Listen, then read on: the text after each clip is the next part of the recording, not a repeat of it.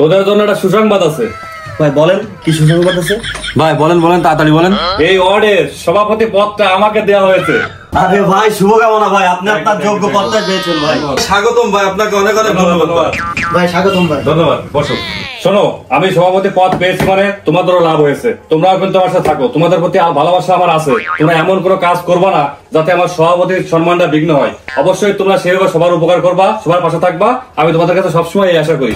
জি ভাই, আপনার সম্মান নষ্ট হবে এমন কোনো কাজ আমরা কখনো করবো না। ধন্যবাদ। আমরা সর্বোচ্চ চেষ্টা করবো আপনার সম্মান ধরে রাখার জন্য।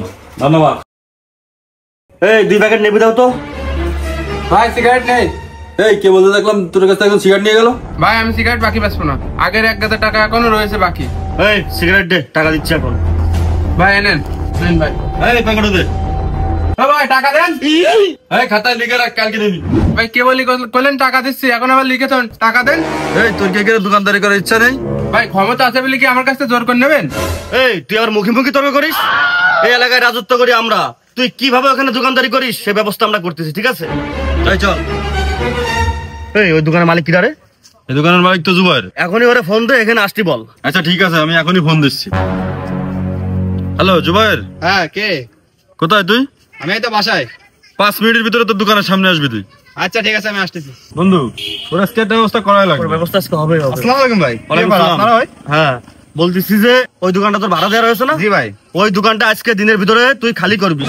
ওই দোকানটাতে আমরা ভাইয়ের অফিস করবো। ভাই ওই ছেলেটা অনেক ভালো ভাই, ব্যবসা বাণিজ্য করে, ঠিকঠাক লোকের সাথে ব্যবহার করে।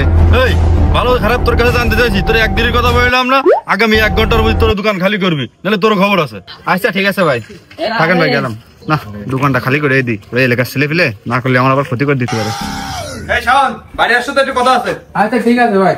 তুমি একটু আগে যাদের সাথে খারাপ ব্যবহার করেছো ওরা এই এলাকাটা নিয়ন্ত্রণ করে, ওরা এখন আমার এই দোকানটা অফিস বানাবে। তুমি ভাই আজকে সন্ধ্যার মধ্যে দোকানটা ছেড়ে দাও, নাহলে ভাই আমার সমস্যা হতে পারে। কি বলেন ভাই, আমি কত কষ্ট করে দোকানটা গুছাইছি, আমি যদি এখন দোকান ছেড়ে দিই তাহলে আমি কি করবো? এই দোকানের টাকা আমার সংসার চলে, আমি যদি দোকান ছেড়ে দিই তাহলে আমি কি করবো? আমি গরিব মানুষ, আমি কিভাবে কি করে খাবো বলেন? আরে রাখ তোর গরিব মানুষ, তোর দোকান ছেড়ে দেওয়ার কথা, দোকান ছেড়ে দিবি আজকের ভিতরে।